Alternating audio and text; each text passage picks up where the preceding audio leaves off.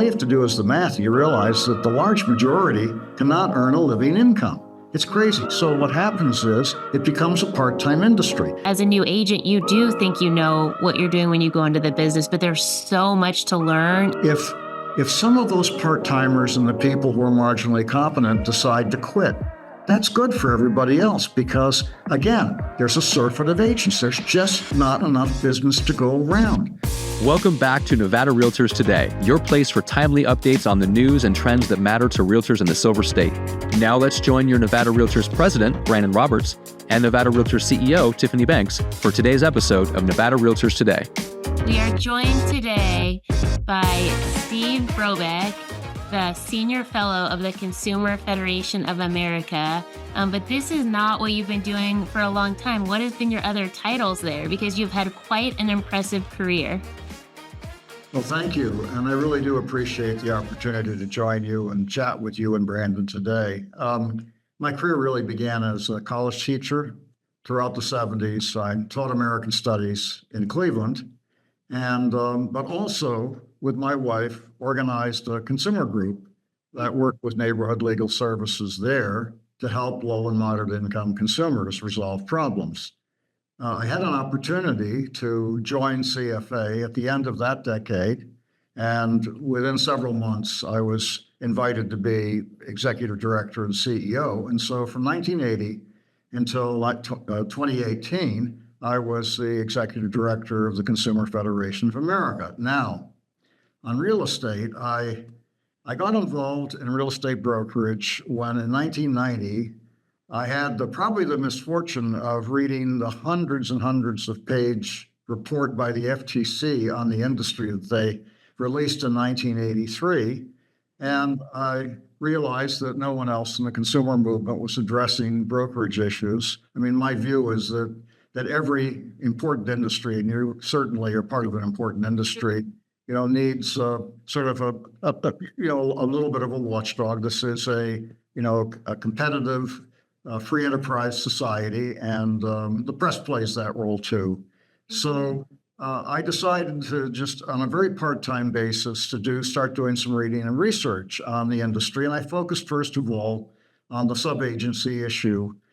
This is an issue that young realtors probably don't know anything about, but back in 1990, virtually every buyer broker worked for the seller as a sub-agent.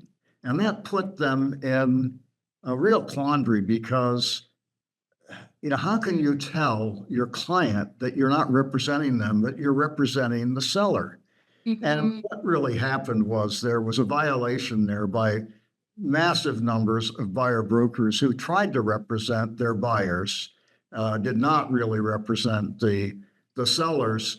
And of course, that did not really help buyers really at all. And I knew that as soon as that issue became exposed, that the industry would have to change. And so there was litigation on that issue at the time, but you may not remember Ken Harney, but he was a very influential syndicated columnist for several decades, syndicated in lots of regional newspapers back when they were economically healthy. He did a couple of columns on this, and within a couple of months, NAR decided to not support the sub-agency system. They left it up to the states, and that's why every state wrote a different statute. I've done a couple of pieces of research on that shows that every state has a different set of agency relationships. They call it by different names. Transactional brokerage, there are like 10 different names for transactional brokerage, depending on what state you're in. I think the industry is just as confused about it as consumers are, but in any event, I thought that it was a represented progress. The legal counsel for NAR at the time told me, Steve, if we abandon this, there will be chaos. And my response to him was, yes, there will be chaos. There was. But that's better than buyers having no representation at all. I did a little research on commissions back then. My wife and I, she's often helped me on consumer stuff. She was for decades a third grade teacher, but also worked on consumer issues. She and I one summer called 700 brokerages just to find out what the rates were. And we found out in 1990 they were most were 6%, but some were 7%. And that was back in the days when actually you could get an answer when you called a brokerage and it's what the rate were. Hey, Brandon, you need to put him to work. Can't I do mean, that dialing anymore. that many people, that's incredible. Well, yeah, well, we spent the summer. We are dogged researchers. I'll say that. Whatever you think of the results, we are dogged researchers. Okay. And and then, I worked on other issues too. And I also had an organization to manage. You know what that's all about, Tiffany. And so, but when I retired as executive director in 2018, I said, look, I knew that things were afoot. There was going to be litigation, even though that did not occur until the year after. The lawsuits weren't filed until a year after I retired, but I knew something was in the works. And Yeah. so I decided to devote more attention to real estate brokerage issues. And since then, you can go on the CFA website under housing, under real estate brokers, and see all the reports, some Okay. reports, research reports. I tried to document them fully. And interestingly, people think that I've only focused on commissions. No, several of those reports are on agency. Some of those reports are on regulation. There's a report on cooperative compensation, for example, Mhm. and double dipping, and it's just a wide range. And I see that as really my major function, as doing research that other people haven't done and trying to release new information that is important for everybody, including the industry. I think a good example of that is just recently when I did the research on the number of sales of agents, and I looked at central Pennsylvania Right. as an area, and I found that among all of the agents and brokers that were on the major company websites, about 50% had no sales or only one sale in the previous year. The year was 1983. It's sort of a recession for the industry still. I was shocked by that, and I know that figure has been quoted many times by the industry, not just by reports. Right. So that's what I really see as my central role. And it is true that I talk to lots of reporters, but I don't call them, they call me. And the reason is because there are very few people who understand anything about real estate brokerage. And quite frankly, I'm still learning, Tiffany, after 35 years of working on it. And something that you had mentioned is a fundamental concern about an oversupply of real estate agents, ensuring most can't make a living income. And I think that that's what you were just referring to in the research that you did. What do you think are the underlying causes of this, and how might this affect the industry and agents' livelihood moving forward? No. Well, I will just start off by saying this is one area of research in which most of the members of the industry, at least the successful ones, the ones that are full-time agents and brokers, basically agree with me on. I just saw an article in the trade press on this issue in which, full-time realtors are saying, look, we've got to do something about not really restricting entry, but ensuring the people under the industry are fully committed and competent. That's the key thing. Absolutely. So Right. we have, and oh gosh, there's so many estimates. We have nearly 2 million agents out there with licenses, and they're trying to sell a little over 4 million properties in a year. And all you have to do is the math. You realize that the large majority cannot earn a living income. It's crazy. So what happens is it becomes a part-time industry. Now, mind you, there are people, your mainstay members are full-time, and many of them are doing Right. very, very well. But if you look at the large majority, they're not doing well at all. And when I did that study on central Pennsylvania, I actually looked at lots of agents and found, they had full-time jobs working for, I don't know, working for a food service company, working for a computer company, and almost all of them had other jobs if they weren't retired. So that's not the best kind of industry, healthiest industry. You don't want to have a surgeon who's just very part-time has only done 3 surgeries, if you have surgery. And Right. this is a huge purchase for consumers. A lot is at stake. This is not buying a $20, item. This is the largest expenditure most people will make during their lifetime. So to go back to your question as to what do we do about it, I did 3 reports on this, and in one report, I talked a lot about what you had to do to get a license. You have to take courses in almost all states, and then you have to pass a state licensing exam. Well, I actually took those courses and got a license. I am one of those nearly 2 million licensed agents, so I'm not selling anything. And you don't want to ask me to help you sell anything because I don't know enough about how to do it. Did you pass your test on the first time? Oh, yeah, sure. Okay. Okay. And the whole thing took me 3 weeks. Right. I'm an example. Yeah. And I'm old now, and my short-term memory is not that good yet. And I was a little worried, frankly, that I was going to fail the test. But it was easy for me. This test was too easy. Not only that, I felt when I took that course that it was like a law course. All these regulations and laws and things like that you had to learn something about. I did not see the practical information about what you really have to do if you're in the field and you're working with clients or you're trying to recruit clients. I didn't see that. So the first thing that has to be done is I think you got to beef up the courses, but more importantly, you have to toughen the exams. It's just too easy. In most states, you can take the exam many times, and it's 75% maybe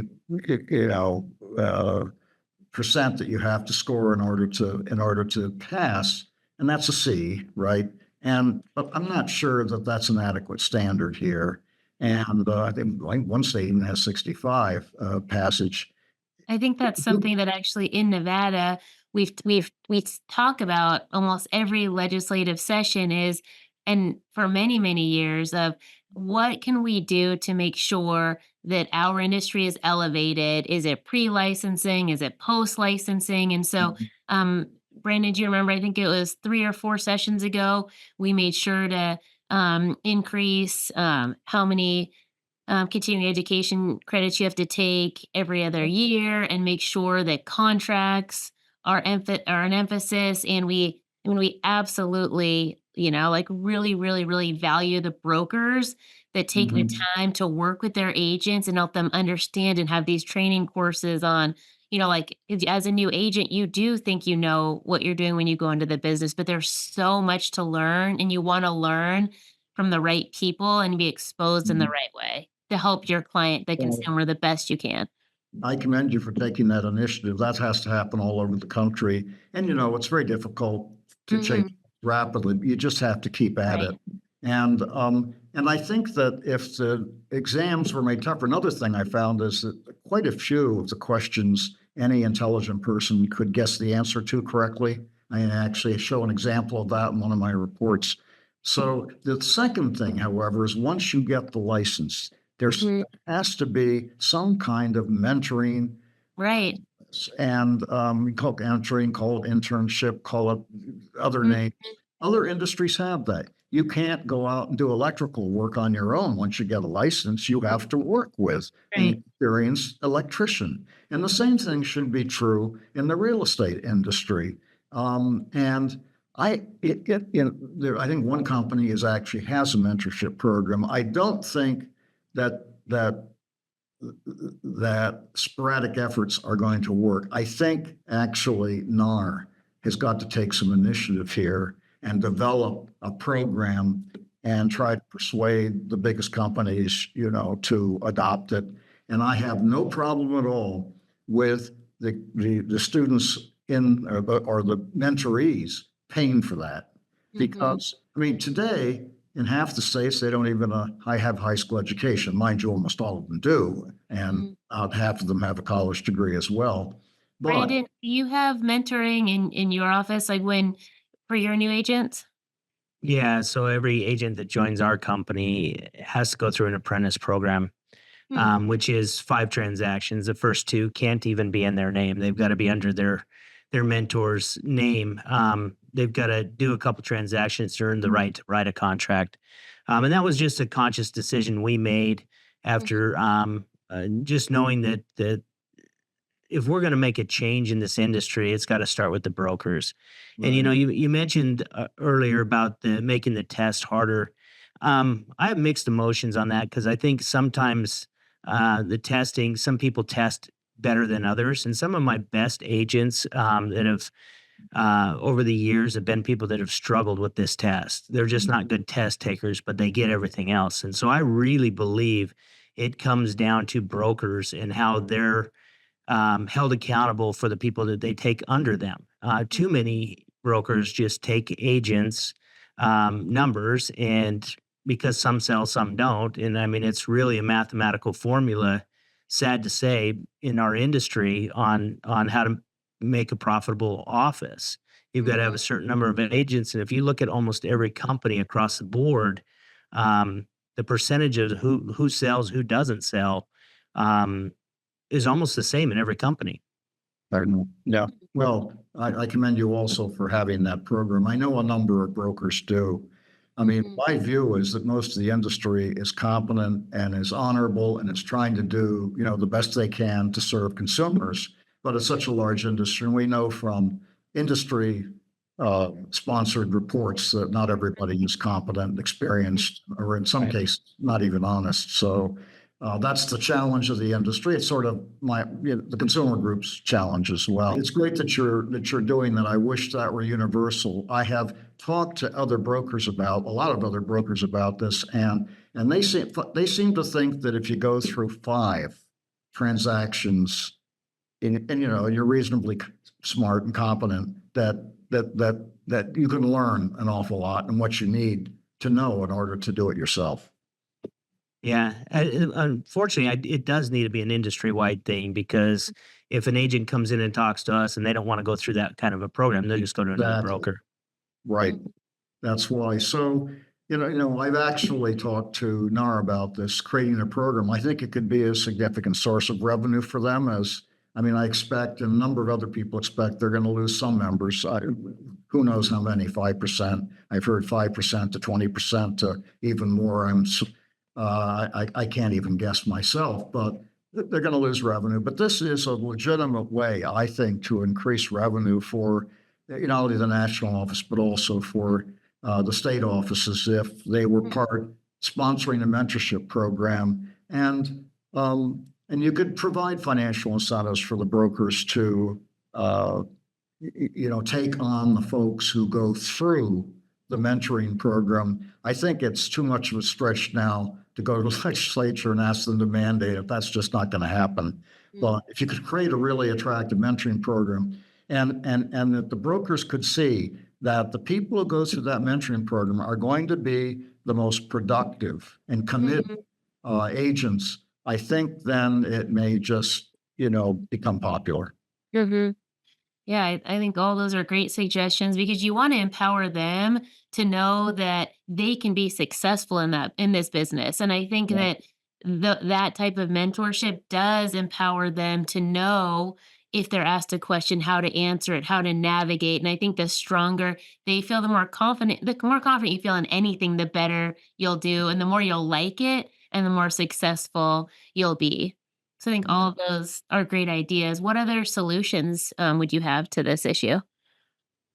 Well, I think actually, those are the 2 really key things. You can't do 40 things. It's just politically, it's impossible. And so I would really just focus on, I suggested that, look, the commissions themselves don't have to go to legislatures to go to the testing agents and say, look, we want the test done a little bit differently, not a lot differently. We want some more practical skill questions, in the course. And also we want them on the exam. And you probably know that some states, I can't remember if your state has this, has a supplemental requirement for a course on practical skills after you get your license in order to become a realtor. So, that's another idea. But I think that if we just focus on if the test becomes a little different and a little stronger, that will influence the courses. I mean, there are only two agencies basically that make the courses, and they're very competent. I think they're very competent, and they will adjust, and then you will end up with more committed and more competent new licensees. And then if they go from there right into a mentorship situation, we will move more toward, I would call it the professionalization of the whole industry. Right now, the founders and original leaders back 100 years ago saw this as a profession, the real estate, as a profession, not as a trade, but as a profession. And there are really important professional elements in the industry, but as long as just about anybody can get a license and practice, it's going to be a trade. Now, most of the successful agents really, I mean, particularly if they take their professionalism seriously, which means if you're a fiduciary, you really are a fiduciary representing your client and take that seriously. I think that's where we want to move. Now, if some of those part-timers and the people who are marginally competent decide to quit, that's good for everybody else because, again, there's a surfeit of agents. There's just not enough business to go around for every agent. And it's sad that some, part-timers are going to have to quit, but those part-timers usually don't depend heavily on that income. And that's just something I think the industry is going to have to go through. Just to succeed, and for and for the ones who are competent and committed and full-time to work. One of the sort of distressing things is that a lot of people are very supercharged to come out of college. They want to be realtors, and then they end up quitting after 2 to 3 years. And we know sort of what's happening. I've read a million things from agents about this that it's pretty easy to find a place to work. And they basically bring their contacts to the agency and they sell to their contacts, but they exhaust their contacts and then they don't know what to do and they drop out. And what I've heard is 80% turnover within 5 years. I mean, that may be true for only one other industry, the insurance sales, which there's actually some similarities there, as one of my reports shows, but it's not desirable. It's not a profession if that's happening. Yeah, I think that those are all great points. They really work their sphere of influence for so long. And then when it's actually having to put yourself out there and put in the work, that's where I think you start seeing the agents that start to separate themselves from the other agents. Yeah, the problem is that the folks who don't know what they're doing, and that's what lots of agents are complaining about. Other agents that don't know what they're doing. So when they're in a relationship on a sale with another agent, they have to basically do all the work. And it's actually, I've heard agents tell me, I've talked to hundreds of agents and brokers over the years, say it's actually easier just to do the whole thing and double end it, as opposed to having to work with an incompetent agent. Brandon, do you have a question? I mean, it's interesting to hear this from an outside perspective too, of being in this industry for a long time. But let's shift a little bit to the consumer. I mean, because we've got struggles going on all throughout our industry, really, but the rising costs of mortgage rates and insurance are placing additional burdens on consumers. What policies is the CFA pushing to address these rising costs, and how can we protect consumers from being priced out of the market? Yeah. Well, I think to a large extent, there's nothing that you or I, speaking of the consumer movement and the industry, can do to address the fundamental causes of the problems right now. I mean, it's essentially, a lot of this is being driven by COVID upsetting the international economy, which ended up driving up interest rates. Okay. And the thing that surprised me and many members of the industry that I talked to is that the housing prices didn't come down when the interest rates went up. I mean, they're coming down a little bit in like Florida and areas where there's a surplus of agents, but they're not coming down appreciably nationwide. So why is that? Well, the most frequently cited explanation is low inventory, right? And I think that's true. I think it's a little more complicated than that, but I'm not a housing expert. Okay, I want to make that real clear. What I know is what I read in the papers, and I do have colleagues, a couple of colleagues who are housing experts, and so what they're doing is they're essentially working in the margins. For example, on insurance, which is a real problem, and of course the rise in insurance rates reflects mainly a rise in risk as a result of global climate change.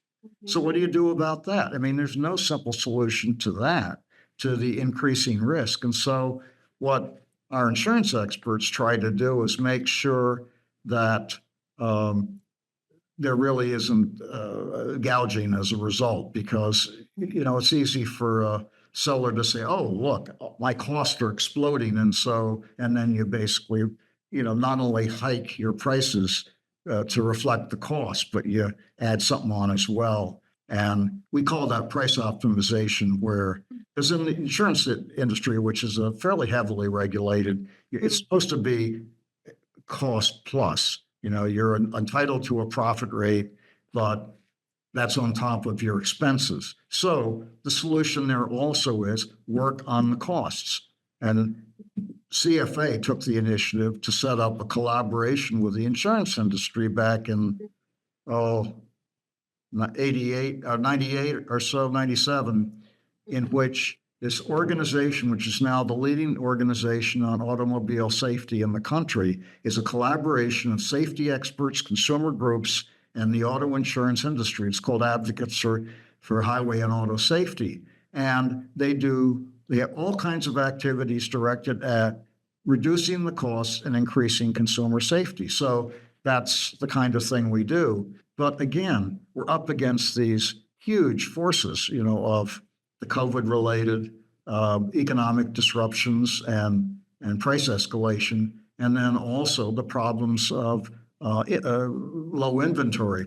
One thing when you talk about that, there's a big difference between people with money and people without money in the marketplace. And what this sort of crisis or shortage has emphasized is the great advantages of people with money, buyers who can bring cash to the table, as opposed to, say, first-time home buyers whose parents aren't helping them out. They are really at a huge disadvantage in today's marketplace.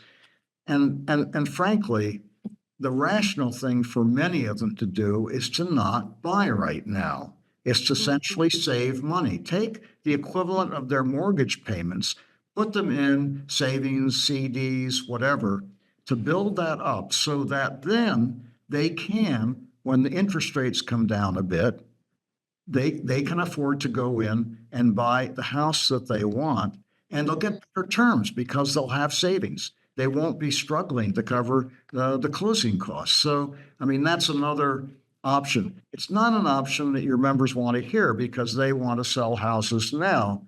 But I think if you look at the overall picture of the country, that's what a number of renters ought to be doing right now, but not spending that money, saving it for 2, 3, even 4 years. The rates will come down. And hopefully, it looks as if the housing prices are stabilizing a bit. And if that's the case and people's incomes rise, the homes will be more affordable. Although I am shocked at how odd prices are, especially in areas like yours.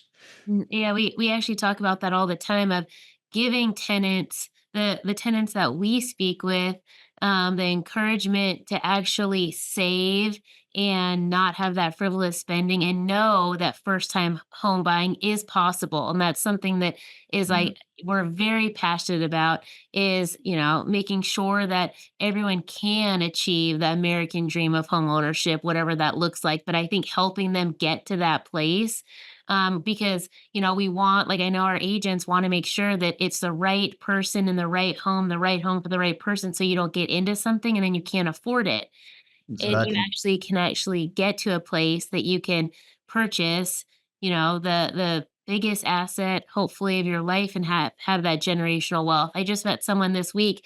He was a 24-year-old, and he worked hard to buy his first house at like 21, and his mom lives there, and his brother that came from a different country, has had to live there for a while, and he's so the pride that he takes in Well, owning his own home where, like he was putting that towards rent. And so I love those stories, and I love being able to encourage, those that haven't purchased their home, that like this is possible. Let's just figure out how we can help to get you there. And so, with that in mind, what initiatives or policy changes do you believe would best support first time home buyers in today's market? well, actually, related to this is not necessarily a federal policy, although there could be federal incentives. But I conceptualized and then helped to found a, a savings group that was directed at helping low and moderate income people save. And one of the central assumptions of that group that I conceptualized was for that group, the path to wealth is through homeownership. Okay, so Yes. I really believe that if people can, Yes. but they have to be able to afford homeownership Hmm. or they get in a lot of trouble. So one of the things back then, this was before the Great Recession of, 08, 09, 10. Yeah. Right.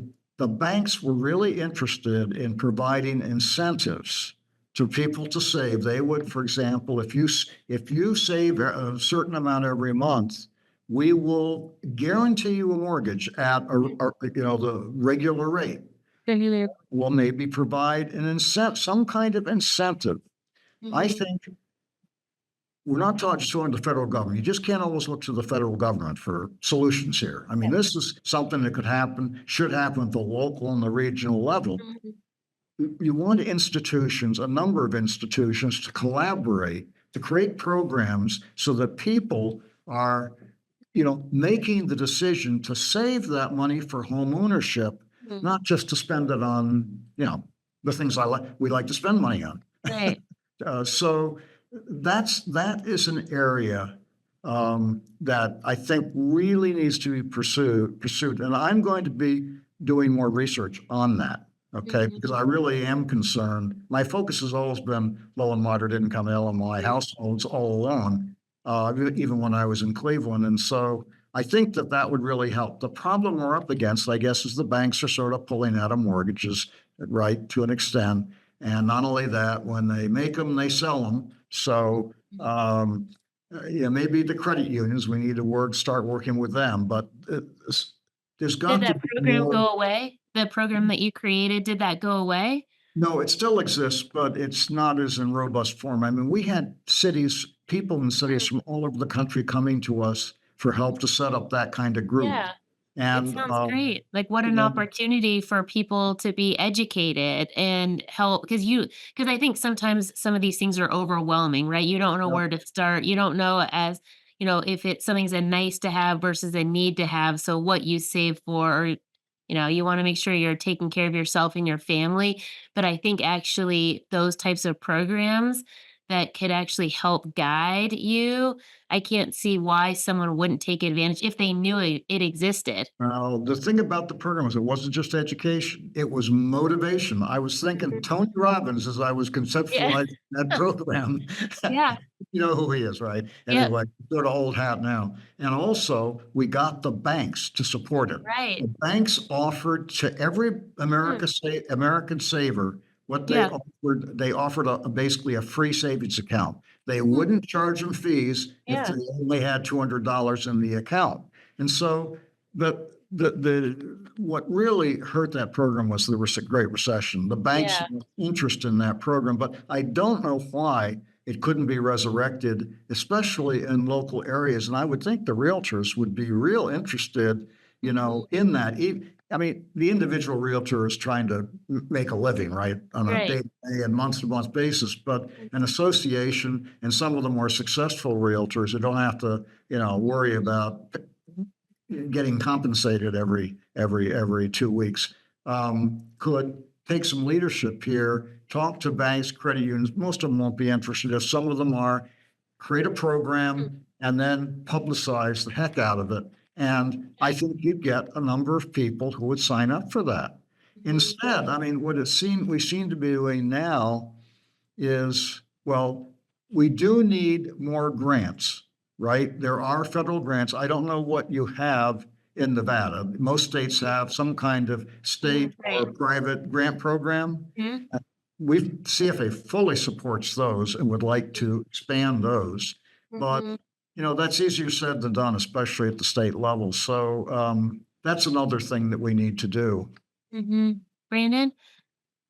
I I was just thinking about that because maybe it could be something along the lines of what my dad used to do with me is save the money and I'll match it. You know what I mean? And so maybe some of these Exactly. grants are you save X number of dollars and that's how you qualify for the grant. Mhm. Um, this the structure of agents commissions has been a subject of debate. What changes, if any, do you think are necessary to create a more transparency in how real estate commissions are handled? I know coming, sub agency, like you mentioned at the beginning of the show, it was very easy for the seller. Well, I don't know if it was easy, but the seller paid that commission because they represented their side. And now the perception is they're paying somebody to negotiate against them. What are your thoughts? Well, first of all, and I think the industry recognized when the jury reached that decision that it was not going to be easy to persuade the public to support, the current compensation system anymore. Um, what was fair was, Americans have a good sense of what's fair and what's not fair, and if you're going to purchase a service, you ought to pay for it, and that's as true for buyers as it is for the sellers. So, but we have a system here in which essentially the buyer agent commission is incorporated in the sale price. And every economist that I've read says that, and most industry leaders acknowledge that as well, not everybody. And so the challenge then becomes to somehow get that out of the sale price. And so where it is financed, but it's an implicit financing, we need an explicit financing of that. It's not going to be that easy to get there unless the GSEs, agree to it. And the industry also agrees to it. I talked to lots of people in the industry about this, needless to say. It's been a very hot topic. There are a number of people who would like to go that way, and in part because they can't deal with the new contracts. I mean, it's just so difficult, and it's so complicated. If they could finance the buyer agent commission as part of their mortgage, that issue would just go away. And you don't have to require it. I think if it were an option, it would just be widely adopted. People increasingly are not separating the commission from the real sale price. They're combining those two numbers when they make their decisions about what to offer, what to and so I think we need to explore that more. It's not going to be easy. I do believe that when the industry at some point um, decides that it really has to happen, I think it will happen. But the industry is not there at this point, as far as I can tell. So, but let's go back to the compensation system. When you think about the compensation system, and mind you, this is the compensation system fundamentally all over the world, pretty much. Um, in lots of ways, it doesn't make sense. But because it's a fixed percentage for everybody, and it doesn't reflect the fact that in every sale involves different agents and brokers with different levels of competence and experience, and also different levels of effort. So as a result, just to give an example, a buyer agent who shows 20 houses gets the same compensation as a buyer agent who shows one house. That doesn't seem to make a lot of sense. And if that buyer agent is not able to make a sale, they don't get anything. And that's not fair either. They ought to be compensated for their effort. So there are lots of different ideas about this. I've actually speculated that eventually there will be a partial unbundling of rates, and the fixed rate will come down, I don't know, 1.5% per agent side, and then there will be charges on top of that for premium services or whatever you want to call it, and just the amount of the services that are offered, as in the case of the buyer agent showing houses. And that would be a more rational compensation system. I also think it's not a good idea, and I know you're going to get a very adverse reaction from your members when I say this, that it ought to be discussed, the compensation in dollar terms, not percentage terms. That's one, I think, secondary cause of the rise in housing prices, that obviously a listing agent has an incentive and an obligation to increase the price of the house. A buyer agent has a financial obligation to negotiate the lowest possible price. But some academics have done research on this, and they suggest that a number of buyer agents shirk that responsibility because they get paid more, and partly they also just want to make the sale. That is paramount importance for most agents, make the sale. So so I think that increasingly we're going to be encouraging everyone to talk in dollar terms. And there will still be plenty of money to go around if we have a more efficient industry. We don't have all the part-timers just sort of cherry picking, sales and things and selling to the people that they know. And I also think, and we're starting to see this in the risk media survey. I don't know if you saw that. Inexperienced agents and the part-time agents are not able to charge those who are buyer agents as much as the full-time regular agents. And we and others have predicted that when there is a loosening up of the market and there is more price competition, the full-time pros who know how to do it are still going to be able to charge probably what they're charging now. But the inexperienced people, the people who are marginally competent, they won't be able to. And again, we see some evidence of that occurring, even though it's very early days after the August 17 deadline. Yeah, we actually have had a lot of conversations recently with those agents and brokers that I think are very successful in the business and work hard and have a model that works. And they said, this is a great opportunity, right? Yeah, Like, this is an there you go. opportunity for us to actually show our value. I know, Brandon, we've talked about that a lot, of actually sitting down and doing the buyer presentation and articulating what your value is, and somebody else not telling you what your value is, but you showing what your value is, and starting at one service. Then if they need 10 more things, those could all be additional costs, if that's what they agree to. Yep. Well, there you go. And I mean, my thinking reflects the thinking of lots of industry leaders and just brokers that I talk to here. And that really makes sense, right? I mean, we all believe really theoretically in a free marketplace. That's Right. what makes America, one of the things that makes America great is the free marketplace. And I think we're going to slowly move to that area, to that. And it's interesting to hear that your brokers now are not trashing the settlement because, after that jury and the court settlement, oh my gosh, there was quite a lot of negativism coming out of your industry. But even what's his name, Lamacchia, and has now turned from trashing the settlement to saying, hey, this is a great opportunity. Right. And I think he's a pro, and I think he's exactly right. That this is an opportunity for the real pros and the professionals to do really well, and also to sort of clean up the industry, if you know what I mean. And I'm going back to what was that report that the industry NAR funded in 2015? The danger report. Yeah.